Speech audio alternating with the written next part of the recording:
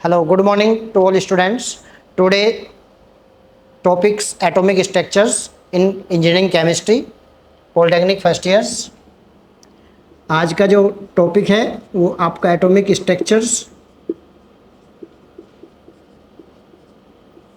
इस टॉपिक के अंदर हम डिस्कस करेंगे कि एटम्स किस तरह से बिहेव करते हैं, उनकी क्वालिटी क्या है, कौन कौन से उसमें मॉलिक्यूल्स होते हैं जिनकी वजह से उनकी स्ट्रक्चर्स इफेक्टिव होती है और उनका मेन फंक्शन क्या है, कैसे वो वर्क करते हैं एटॉमिक स्ट्रक्चर्स में। आज हम इसके बारे में डिस्कस करेंगे। फर्स्ट ऑफ ऑल एटम्स होते क्या है। यदि हम एटम्स की बात करें तो एटम्स जब बहुत सारे मॉलिक्यूल्स एक चैन के थ्रू एडिशन होते हैं, चैन के थ्रू उनका एडिशन होता है और एडिशन में अट्रैक्शन फोर्स या बॉन्ड, अट्रैक्शन फोर्स या आपका बॉन्ड इसमें जब अटैच होगा तो इनके कॉम्बिनेशन से हमें मिलता है एटम, इनके कॉम्बिनेशन से हमें एटम्स मिलता है। इस एटम्स के अंदर यदि हम पार्टिकल्स की बात करें तो इसके अंदर हमारे पास 3 तरह के पार्टिकल्स इसके अंदर पाए जाते हैं। पहला पार्टिकल्स आपका प्रोटॉन्स होता है, दूसरा आपका इलेक्ट्रॉन्स और तीसरा आपका न्यूट्रॉन्स होता है। यदि हम इन पार्टिकल्स के बारे में थोड़ा डिटेल में पता करें तो प्रोटॉन्स पर पॉजिटिव चार्ज पाया जाता है और इसकी जो वैल्यू होती है वो 1.6 × 10⁻⁹ कूलाम होती है। ओके। यदि हम इलेक्ट्रॉन्स की बात करें तो इलेक्ट्रॉन्स पर आपका नेगेटिव चार्ज होता है और उस पर भी जो वैल्यू होती है वो 1.6 × 10⁻⁹ कूलाम होती है। यानी कि दोनों पे जो चार्जेस है वो दोनों पे चार्जेस सेम होता है, बस जो डिफरेंस है वो इसमें पॉजिटिव और नेगेटिव का होता है। ये प्लस का 1.6 × 10⁻⁹ कूलाम होता है और इसमें माइनस का 1.6 × 10⁻⁹ कूलाम होता है। यदि हम न्यूट्रॉन की बात करते हैं तो न्यूट्रॉन पर कोई भी चार्ज नहीं होता, इसलिए एक ऐसा होता है ये न्यूट्रल होता है, जिसे हम उदासीन हिंदी में बोलते हैं। इसका फंक्शन ये है कि इस पर कोई भी चार्ज नहीं होता है। यदि हम किसी वायरिंग में देखते हैं तो वायरिंग में हम देखते हैं तो वहाँ पर भी हम 3 तरह के वायर देखते हैं, अर्थ, मेन और फेस।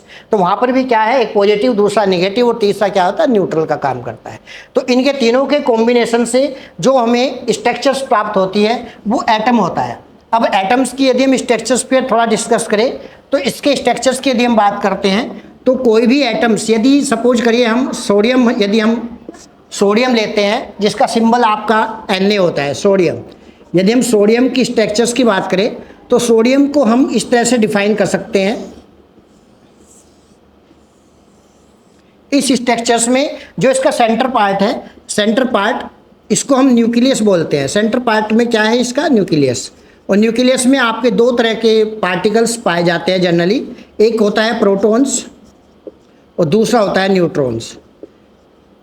यानी कि प्रोटॉन्स और न्यूट्रॉन्स का एटॉमिक वेट दोनों का मिलाए यदि तो वहाँ पर वो न्यूक्लियस में काम करता है, जिसकी वजह से या जिसके फोर्स के कारण, अट्रैक्शन फोर्स की वजह से जो बाकी ऑर्बिट होती हैं उनमें इलेक्ट्रॉन मूवमेंट करते हैं। यानी कि जो आउटर सेल हैं उनमें जो मूवमेंट करेंगे वो होंगे इलेक्ट्रॉन। यानी कि जब भी कोई रिएक्शन होती है केमिकल्स के अंदर तो केमिकल के अंदर जब रिएक्शन होगी तो उसमें हमारा केवल इलेक्ट्रॉन पार्टिसिपेट करता है। इसमें न्यूक्लियस के अंदर जो प्रोटॉन और न्यूट्रॉन है वो कभी भी केमिकल रिएक्शन में पार्टिसिपेट नहीं करते। यदि हम इसके आगे थोड़ा डिस्कस करते हैं तो इस मॉडल्स को सबसे पहले बोहर-बरी एक वैज्ञानिक हुए, बोहर-बरी ने इस मॉडल को प्रस्तुत किया। उन्होंने क्या बताया कि यदि हम इस मॉडल की बात करें तो इसके अंदर उनसे पहले इसको नाम दिया गया था 1 2 3। इस तरह से जो सेल बढ़ती जाएंगी 1 2 3 4, इस तरह से इनको सेल नंबर दिया गया था। ये जो सेल होती है ये अनलिमिटेड सेल होती है। इसके बाद बोहर-बरी ने इसको बताया कि इन सेल को 1 2 3 4 ना करके इनको नाम अलग से दिया गया। जो सेंटर से पहली सेल होती है उसको नाम दिया गया K, जो सेंटर के बाद दूसरी सेल है उसको L और जो तीसरी सेल है उसको M और लास्ट वाली को N। यानी कि जो हमें सेल प्राप्त हुई वो हमें हुई K, L, M और N। इन सेल में, इन 4 सेल के अंदर इलेक्ट्रॉन मूवमेंट करते हैं, लेकिन ऐसा नहीं है कि इलेक्ट्रॉन केवल 4 सेल में ही करते हैं। वो उसके कॉम्बिनेशन पर, उसके इलेक्ट्रॉन कॉन्फ़िगरेशन पर डिपेंड करता है कि उसमें कितने इलेक्ट्रॉन्स हैं, उसी तरह से उसकी सेल इंक्रीज हो जाती है। लेकिन आपके सिलेबस के अंदर जितने एलिमेंट्स दिए गए हैं उसके अकॉर्डिंग वो सारा इलेक्ट्रॉन कॉन्फ़िगरेशंस आपका इन 4 सेल में आ जाएगा, KLMN में। अब यदि हम इसमें बात करते हैं इसमें थोड़ा आगे कि इनमें कितने इलेक्ट्रॉन्स मैक्सिमम नंबर में प्रेजेंट हो सकते हैं। तो उसके लिए बरी ने एक फॉर्मूला दिया, बरी ने एक फॉर्मूला बताया 2n²। 2n², इन्होंने यहाँ पे 2n² को लिया और 2n² के अकॉर्डिंग करते हैं 2n²। तो 2n² के अकॉर्डिंग जो आपकी सेल होती हैं वो हमारी 4 सेल हैं, K, L, M और N। K11 सेल है। यदि इसमें हम पहली सेल की बात करते हैं तो 2 इंटू एन का स्क्वायर यानी कि 1 का स्क्वायर, तो नंबर ऑफ इलेक्ट्रॉन्स आपके कितने हो जाएंगे 2। 2 इंटू 1 का स्क्वायर 2। यदि हम दूसरी की बात करते हैं तो दूसरे में एन की वैल्यू सेल कौन सी हो जाएगी, सेकंड सेल। यहाँ पर सेंटर के अकॉर्डिंग पहली सेल है के, दूसरी है एल, तीसरी है एम और चौथी है एन। यहाँ पर जब हम जाते हैं तो 2 इंटू 2 का स्क्वायर, अर्थात इसमें जो इलेक्ट्रॉन होंगे आपके 8 हो जाएंगे। थर्ड सेल में जब हम बात करेंगे तो 2 इंटू 3 का स्क्वायर यानी कि 18 इलेक्ट्रॉन हो जाएंगे। जब हम फोर्थ सेल में जाएंगे तो फोर्थ सेल में हम देखेंगे 2 इंटू 4 का स्क्वायर, अर्थात आपका 32 हो जाएंगे। यानी कि ये जो इलेक्ट्रॉन्स आपको नंबर ऑफ इलेक्ट्रॉन्स मिले हैं ये इन कक्षाओं में, इन सेल के अंदर K11 के अंदर मैक्सिमम होंगे। कैसे, इसका एक एग्जाम्पल यदि हम देखते हैं, इसका एग्जाम्पल जैसे हमने सोडियम की बात कर रहे हैं तो सोडियम का 11 होता है। यदि हम इसके इलेक्ट्रॉन कॉन्फ़िगरेशंस करें तो ये इसका 2, 8 और 1 3 हो जाएगा। हम यहाँ पे देख रहे हैं कि हमारे पास नंबर ऑफ मैक्सिमम इलेक्ट्रॉन कितने आ रहे हैं, इसमें 2 इलेक्ट्रॉन, इसमें कितने हैं 2। इससे ज़्यादा इलेक्ट्रॉन होने पर इलेक्ट्रॉन कौन सी कक्षा में जाने हैं, दूसरी कक्षा में। इसको हम ऐसे भी डिफाइन कर सकते हैं K11 ऐसे। हमने देखा पहली कक्षा में 2 इलेक्ट्रॉन है, K में कितने इलेक्ट्रॉन है 2। दूसरी कक्षा L में कितने इलेक्ट्रॉन आए हैं 8। इसमें मैक्सिमम नंबर ऑफ इलेक्ट्रॉन कितने आ सकते हैं 8। यदि हमारे पास अब एक्स्ट्रा इलेक्ट्रॉन जो हुआ है वो 1 है और वो 1 कहाँ जाएगा, वो तीसरी कक्षा में जाएगा M में। यानी कि हमारे पास इलेक्ट्रॉन जो आएंगे KLM 2, 8, 1 मैक्सिमम नंबर इतने होने चाहिए। इससे कम इन कक्षाओं में रह सकते हैं, लेकिन इससे ज़्यादा यदि इलेक्ट्रॉन हमारे पास है तो वो इलेक्ट्रॉन इसमें 2, 8, 18, 18 इस तरह से डिवाइड होंगे। ये कहलाते हैं इनके सेल। ये सेल हैं किसी भी एटम्स में। मिनिमम सेल्स जो होंगी आपकी K11, ये 4 सेल कंपलसरी हैं। अब यदि इन्हीं की बात करते हैं हम साथ में इसकी सब सेल की, एक होता है सेल और एक होता है सब सेल। सब सेल में अंदर, इसके अंदर सब सेल में आएंगे आपके S, P, D और F। SPDF के अकॉर्डिंग आपका जो सेल होगा वो यहाँ से आपका सब सेल कहलाएगा। पहले इलेक्ट्रॉन हम देखेंगे तो K में होगा, K के बाद इलेक्ट्रॉन किस में जाएगा, K के अंदर यदि हम डिटेल में देखेंगे तो K के अंदर इलेक्ट्रॉन फिर यहाँ पर हमारा S में जाएगा। यदि हम L में देखते हैं तो इलेक्ट्रॉन हमारा P में जाएगा, इसी तरह से M में तो D में जाएगा, इसमें देखते हैं तो F में जाएगा।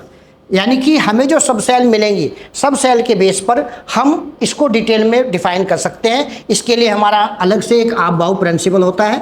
आप-बाऊ प्रिंसिपल के अकॉर्डिंग हम यहाँ से देख सकते हैं कि इलेक्ट्रॉन हमारा किस किस कक्षा में प्रवेश करेगा। इससे पहले हम यदि बात करते हैं तो इससे पहले हम बात करेंगे इसको SPDF को हम डिफाइन करेंगे कि कैसे ये सेल से नेक्स्ट सेल में एंट्री करता है। कैसे, यदि हम बात करते हैं सबसे पहले हमारा S मतलब हमारा फर्स्ट लेवल होता है। फर्स्ट लेवल यानी कि 1s के अंदर हमने देखा यहाँ K कक्षा है तो K में हमारे कितने इलेक्ट्रॉन आ सकते हैं, मैक्सिमम 2। तो यहाँ पर हम पावर लिख देंगे 2। तो S वाले में मिनिमम इलेक्ट्रॉन आ सकते हैं हमारे मैक्सिमम 1s2। यदि हम नेक्स्ट की बात करेंगे, दूसरे लेवल की बात करेंगे तो दूसरे लेवल में हमारा होगा 2s और 2p। जब भी कोई लेवल स्टार्ट होगा सेकंड वाला, लेकिन उसमें कंडीशन ये होगी कि इलेक्ट्रॉन पहले s के बाद दूसरे वाले के भी s में आएगा, फिर जाके P में आएगा। अब यदि हम इसकी बात करते हैं तो यहाँ पर नंबर ऑफ मैक्सिमम इलेक्ट्रॉन्स, अभी इसके अकॉर्डिंग इसमें कितने इलेक्ट्रॉन आ सकते हैं, S में 2 इलेक्ट्रॉन आ सकते हैं, P में आपका 6 आ सकते हैं, D में आपके 10 आ सकते हैं और F में आपके 14 आ सकते हैं। यानी कि इसमें जो इलेक्ट्रॉन आपके मैक्सिमम नंबर आएंगे 2, 6, 10 और 14। इसमें आपके कितने आएंगे 2, 8, 18 और 32। ये दोनों में डिफरेंस है। यानी कि अब यदि हम इसमें आगे बढ़ेंगे तो हम देखते हैं दूसरे लेवल के लिए P के लिए 2s और 2p, इसमें भी पावर यानी कि 2s में कितने इलेक्ट्रॉन आ सकते हैं, मैक्सिमम 2 और P में कितने आ सकते हैं इलेक्ट्रॉन, मैक्सिमम 6। इस तरह से हम दूसरे लेवल की बात करते हैं। अब यदि हम तीसरे लेवल की तरफ जाते हैं D की तरफ, तो D में हम देखते हैं 3s। अब कौन सा आया, तीसरा लेवल आया 3s, 3p और 3d। अब इनमें क्या करना है हमने आपको, इनमें भी हमें मैक्सिमम नंबर ऑफ इलेक्ट्रॉन इसके लिखने हैं। S के कितने हैं 2, P के कितने हैं इसमें 6 और D के कितने हैं इसमें 10। ये इस तरह से थर्ड लेवल आ गया। यदि हम फोर्थ लेवल की बात करते हैं, फोर्थ लेवल हमारा कौन सा है, एफ। यहाँ से हम यदि बात करेंगे तो 4s 4p 4d और 4f, इस तरह से हमारा इलेक्ट्रॉन आएगा। अब हम यहाँ पे भी इनके नंबर ऑफ मैक्सिमम नंबर इनकी पावर लिख देंगे। यहाँ पे s के 2, p के 6, d के 10 और f के 14। ये हमें इस तरह से हम लेवल में जा सकते हैं। जैसे जैसे हम लेवल बढ़ाते चलेंगे, इसके बाद यदि हमें अपने लेवल बढ़ाने हो तो सिर्फ नंबरिंग बढ़ेगी लेवल की। जैसे 5, 6, 7, 8, सपोज करो मैं 7 की बात करूं तो 7s 7p 7d 7f, इस तरह से जितने इलेक्ट्रॉन का आपका नंबर होगा, जैसे इलेक्ट्रॉन का नंबर आप हमें यहाँ पे हमने देखना है कि हमारे कितने इलेक्ट्रॉन कहाँ तक फिल हो जाते हैं, उस अकॉर्डिंग लेवल बढ़ाते चलेंगे और इनकी नंबरिंग आखिर तक चलती चली जाएगी। 2, 6, 10 और 14, ऐसे करके हम किसी भी एटम्स का इलेक्ट्रॉन का कॉन्फ़िगरेशन निकाल सकते हैं। ये हमारा मेथड है, ठीक है। इसके बाद यदि हम दूसरे मेथड की तरफ चलें तो हमें जो एक इलेक्ट्रॉन्स या एटम्स के बारे में जो एक नया मेथड दिया गया था वो दिया जे थॉमसन ने। जे थॉमसन एक वैज्ञानिक हुए। जे थॉमसन ने बताया कि यदि हम एक तरबूज लें और तरबूज को हम ब्रेक कर लें, एक इस तरह से कुछ मान के चलें डिजाइन, ऐसे यदि हम इसको ब्रेक करते हैं तो इसके अंदर जो भी सीड्स हैं, जो सीड्स थे उनको उसने इलेक्ट्रॉन्स का नाम दिया कि जो सीड्स होते हैं वो इलेक्ट्रॉन्स होते हैं उसके अंदर।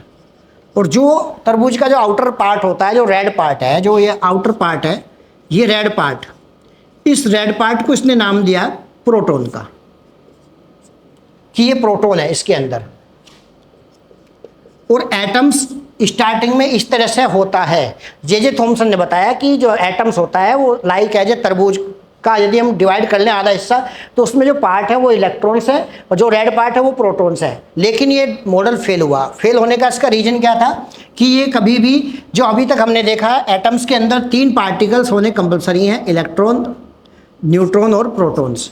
अब यदि हम यहाँ पे देखें इन तीनों एटम्स को, ये तीनों मॉलिक्यूल्स इसके अंदर डिफाइन नहीं हो पाए। क्यों नहीं हो पाए? इसने बताया कि जो भी आपका सीड्स हैं वे क्या हैं, वे इलेक्ट्रॉन्स हैं सीड्स को। और हम जानते हैं कि तरबूज के अंदर जितने भी आपके सीड्स होते हैं वो कैसे हैं, फिक्स पोजीशन में हैं। इनकी पोजीशन कैसी होती है सीड्स की, फिक्स। जबकि हम जानते हैं कि किसी भी एटम्स में उसके जो आउटर सेल होती हैं उनमें जो मूवमेंट करते हैं केवल इलेक्ट्रॉन करते हैं। इलेक्ट्रॉन क्या कैसे करते हैं, मूवमेंट करते हैं। और इसने क्या बताया कि इलेक्ट्रॉन फिक्स होते हैं। तो यहाँ से ये पहला पॉइंट जिसकी वजह से फेल हुआ। दूसरा पॉइंट, इसने बताया कि जो रेड पार्ट है वो प्रोटॉन है। और हम ये जानते हैं कि किसी भी एटम्स का जो सेंटर पार्ट है, सेंटर में कौन से पार्टिकल्स पाए जाते हैं, प्रोटॉन और न्यूट्रॉन सेंटर में पाए जाते हैं ये पार्टिकल्स। जबकि इसमें क्या दिखाया गया कि ये आउटर सेल है, यानी कि आउटर पार्ट जो है वो प्रोटॉन है। ऐसा हो ही नहीं सकता, किसी भी एटम्स का सेंटर का पार्ट हमेशा प्रोटॉन होता है, ना कि आउटर। तो यहाँ पर भी ये पॉइंट फेल हुआ। तीसरा और मेन इंपॉर्टेंट जो टॉपिक था इसका, इसके किस कारण से फेल हुआ, वो ये हुआ कि केवल इसने प्रोटॉन और इलेक्ट्रॉन को डिफाइन किया, न्यूट्रॉन को इसने डिफाइन नहीं किया। जबकि ऐसा हो ही नहीं सकता कि कोई भी एटम्स हो उसके पास न्यूट्रॉन ना हो। हाँ, ये हो सकता है कि न्यूट्रॉन की संख्या यदि हम निकालते हैं बाद में तो वो 0 हो सकती है, 1%। तो ऐसे हम इसमें इस तरह से ये मॉडल दिया गया जे थॉमसन का, जो बाद में जाके फेल हो गया।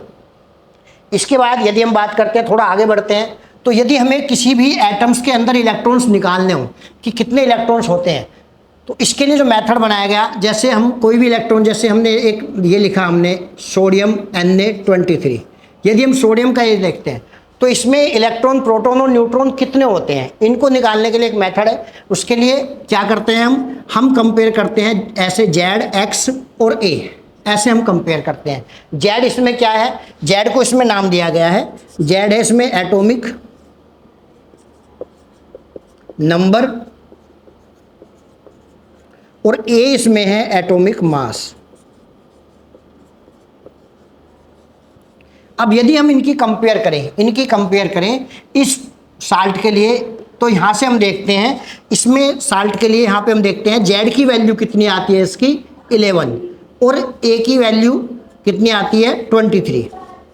अब यदि मुझे यहाँ से इनके इलेक्ट्रॉन और प्रोटॉन निकालने हो तो इनके लिए यहाँ पे एक नया फॉर्मूला इनका जो होता है वो ये होता है कि Z = P = E।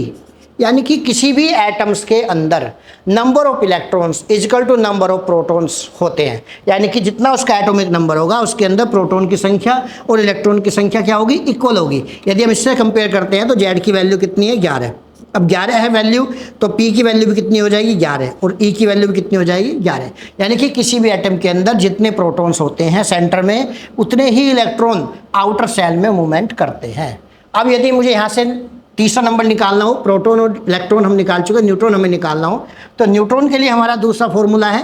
न्यूट्रॉन के लिए हमारा फॉर्मूला क्या है कि ए इक्वल टू होता है पी प्लस एन। अब यदि हमें इसमें इसकी वैल्यू दी हुई है, ए की वैल्यू यहाँ से हम कंपेयर करते हैं तो ए की वैल्यू कितनी है हमारी, 23 है। तो 23 इक्वल टू पी की वैल्यू कितनी है यहाँ पे 11 प्लस एन, और एन इक्वल टू यदि हम देखते हैं तो 23 माइनस 11 इक्वल टू 12। तो यहाँ से हम इस तरह से इलेक्ट्रॉन और प्रोटॉन और न्यूट्रॉन तीनों की संख्या निकाल सकते हैं। यदि हमें इसे क्रॉस चेक करना हो कि हम सही हैं या गलत, तो इसकी हम वैल्यू यहाँ पे पुट कर सकते हैं। हम यहाँ देखते हैं ए की वैल्यू 23 है, पी की वैल्यू 11 है, एन की वैल्यू कितनी है 12 प्लस 21 कितना हो 23। तो यानी कि left hand side equal to right hand side. यदि दोनों तरफ कंडीशन सेम है तो हमारा जो क्वेश्चन है, जो उसका न्यूमेरिकल पार्ट है, वो बिल्कुल हमारा इक्वल है, बिल्कुल सही है। तो यहाँ से हम किसी भी एलिमेंट्स को इस तरह से उस एटम के अंदर कौन सा एलिमेंट्स किस धातु को हम ले रहे हैं और वहाँ से उसमें कितने इलेक्ट्रॉन प्रोटॉन न्यूट्रॉन्स है उसके हम नंबर निकाल सकते हैं। उसका हम डिटेल में उसमें कितने सेल में कौन कौन से इलेक्ट्रॉन हो सकते हैं ये ले सकते हैं। 2, 8, 18, 32 इनको हम सेल बोलते हैं, और जो आउटर सेल हैं जो उसके अंदर पाए जाते हैं उन्हें हम बोलते हैं सब सेल। यानी कि इलेक्ट्रॉन पहले के में आएगा और के बाद कहाँ जाएगा, एस में। और एस में कैसे जाएगा उसके लिए हमने यहाँ पे एक्सप्लेन किया है कि जो पहला लेवल होता है फर्स्ट लेवल, ये फर्स्ट लेवल कैसे कहते हैं, फर्स्ट लेवल, यहाँ पर सेकंड, और यहाँ थर्ड, और यहाँ फोर्थ, इस तरह से 4 लेवल होते हैं। जब फर्स्ट लेवल में हम बात करेंगे तो 1s में इलेक्ट्रॉन जाएगा, p में इलेक्ट्रॉन नहीं जाएगा, केवल s में जाएगा। जब s पूरा फिल हो जाएगा तब इलेक्ट्रॉन सेकंड स्टेज में जाएगा, और वहाँ पर भी पहले 2s में जाएगा और 2s के बाद फिर 2p6 में जाएगा। इनमें नंबर ऑफ इलेक्ट्रॉन्स मैक्सिमम हमारे इतने हो सकते हैं, उससे कम भी हो सकते हैं लेकिन इनसे ज़्यादा नहीं हो सकते। तीसरे में जाएंगे तो 3s 3p6 3d10, 4 में जाएंगे 4s2 4p6 4dt 4f14। इसी तरह से हम नंबर ऑफ इलेक्ट्रॉन्स के अकॉर्डिंग उनके लेवल बढ़ाते चलते हैं। जितने भी हमें इलेक्ट्रॉन चाहिए उतने ही लेवल हम इसके कंटिन्यूस बढ़ाते चलेंगे। लेवल हमारे फोर्थ के अकॉर्डिंग ही होते हैं, यानी कि जो हमारा जो सब सेल है लास्ट वो हमारा SPDF ऐसे होता है। इसके अकॉर्डिंग अब हम ब्रीफली इसके डिटेल में पढ़ सकते हैं इसको। इसमें बहुत सारे क्वेश्चन BTE में आपके बोर्ड में बनते हैं, 1-1 2-2 नंबर के भी आते हैं। और यहाँ से हम ये भी देख सकते हैं कि जे थॉमसन ने जो मॉडल हमें प्रस्तुत किया इसके अकॉर्डिंग वो क्यों फेल हुआ, वो इसलिए हुआ कि उसने बताया कि यदि हम तरबूज का कटिंग आधा पार्ट लेते हैं, यहाँ पे हम देखते हैं इसके लिए रेड पार्ट के लिए इसमें कंडीशन थी कि रेड पार्ट जो इसने बताया था वो किस नाम दिया इसको, प्रोटॉन का, और जो इस वाटर लेमन या तरबूज के अंदर जो बीज दिए गए सीड्स उन्हें इलेक्ट्रॉन नाम दिया। इसने कंडीशन क्या हुआ कि इलेक्ट्रॉन को इन्होंने बताया कि ये फिक्स होते हैं, जबकि हम जानते हैं किसी भी एटम्स के अंदर इलेक्ट्रॉन ही हमेशा मूवमेंट करते हैं। फिक्स पार्ट कौन सा होता है, प्रोटॉन और न्यूट्रॉन का।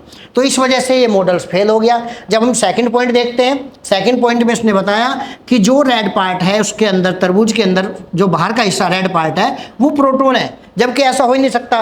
रेड पार्ट प्रोटॉन कैसे हो सकता है? यहाँ पे हम देखते हैं कि प्रोटॉन सेंटर में होता है हमेशा, और सेंटर में रेड पार्ट ये है ही नहीं, ये कैसा है, आउटर में है। तो यहाँ भी फेल हुआ।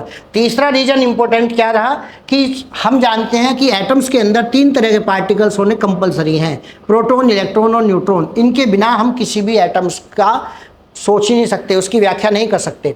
तो हमने यहाँ पे देखा इसने न्यूट्रॉन को कहीं भी कोई स्थान नहीं दिया, इसलिए क्या है, ये न्यूट्रॉन की वजह से ये भी फेल हो गया। तो जे थॉमसन मॉडल इस तरह से पूरी तरह से फेलियर साबित हुआ। अब यदि हम आगे थोड़ा सा बढ़ना चाहें तो हम देख सकते हैं कि किसी भी एटम्स के अंदर, जैसे हमने यहाँ पे देखा 11 अन्य 23, तो इसके यदि हम कंपेयर ZX से करते हैं, ZX क्या है, Z आपका है एटॉमिक नंबर और A है आपका एटॉमिक मास। एटॉमिक मास क्या होता है कि जितने भी प्रोटॉन और न्यूट्रॉन की संख्या सेंटर में होती है उनका टोटल कहलाता है आपका एटॉमिक मास, और जितने उसके अंदर इलेक्ट्रॉन प्रोटॉन के नंबर होते हैं वो कहलाता है आपका एटॉमिक नंबर। तो इसे हम Z से डिफाइन करते हैं, इसको हम A से डिफाइन करते हैं। Z इक्वल टू फॉर्मूला, यदि हम इसकी कंपेयर करें ZX से करके, तो A की वैल्यू 23 कंपेयर करने पर इस तरह से, और इसकी वैल्यू कितनी है जेड की वैल्यू 11 और ए की वैल्यू 23। यहाँ से हम Z equal to P equal to E ये निकालेंगे तो 11 equal to P equal to E. यहाँ से हम क्या देख रहे हैं कि जो इस एटम्स के अंदर जो प्रोटॉन है वो कितने हैं 11 और इलेक्ट्रॉन कितने हैं 11, यानी कि किसी भी एटम्स के अंदर number of protons equal to number of electrons होते हैं। अब यदि हम बात करें इसके अंदर न्यूट्रॉन निकालने के लिए तो उसके लिए हमारे पास फॉर्मूला है A equal to P plus N. यहाँ से हम क्या निकालेंगे, ए की वैल्यू 23 रखेंगे, पी की वैल्यू 11 होती है, एन की इधर से सब्सट्रैक्ट करेंगे तो n equal to 23 minus 11 equal to 12। Check करने के लिए हम इसमें वैल्यू रख सकते हैं, ए की वैल्यू 23 है, पी की 11 है और एन की कितनी है 12। दोनों का कंपेयर करते हैं दोनों साइड से तो left hand side equal to right hand side. यदि ये कंडीशन है ये आपका इक्वल आ रहा है तो आपका बिल्कुल सारा सब चीज़ें वहाँ से बिल्कुल ओके है। यदि आपको यहाँ पे left hand side equal to right hand side नहीं है, नोट है, तो यहाँ से कहीं ना कहीं हम लोग कहीं काउंटिंग में कहीं गड़बड़ कर गए हैं। तो यहाँ से हम इस तरह से इसको चेक कर सकते हैं। क्लियर? आपको कोई किसी बच्चों को डाउट हो इसमें तो आप हम नेक्स्ट लेक्चर में फिर से इस पर डिस्कस कर सकते हैं। फिर रिपीट कर रहे हैं कि जो एटम्स होता है वो एक्चुअल में क्या है, वो एक मॉलिक्यूल्स हैं जो एक चैन की तरह से एडिशन होते हैं। जैसे हम गोल्ड चैन देखते हैं और कोई भी हम ब्रेसलेट देख लेते हैं तो वे भी क्या है, एक दूसरे के लिंकअप से जुड़े होते हैं, लिंक होता है एक दूसरे का उसमें। जैसे जैसे लिंक होंगे उनके नंबर जुड़ते चल जाएंगे। ऐसे क्या होते हैं, छोटे छोटे मॉलिक्यूल्स आपस में जुड़ते चलते हैं और जुड़ के एक बड़ा मॉलिक्यूल्स बना लेते हैं और वो मॉलिक्यूल्स क्या कहलाता है, एटम। यानी कि एटम के अंदर क्या है, कॉम्बिनेशन ऑफ मॉलिक्यूल्स। इनको यदि हम देखते हैं तो वो एक एटम्स कहलाता है। एटम्स के अंदर 3 तरह के मेन चीज़ होते हैं, प्रोटॉन, इलेक्ट्रॉन और न्यूट्रॉन। और इनके लिए हम यदि चार्जेस की बात करते हैं तो प्रोटॉन पे पॉजिटिव चार्ज है, इलेक्ट्रॉन पे आपका नेगेटिव चार्ज है और इनकी जो वैल्यू होती है चार्ज की वो होती है 1.6 इंटू 10 की पावर माइनस 19 कुलाम और 1.6 इंटू 10 की पावर माइनस 19 कुलाम।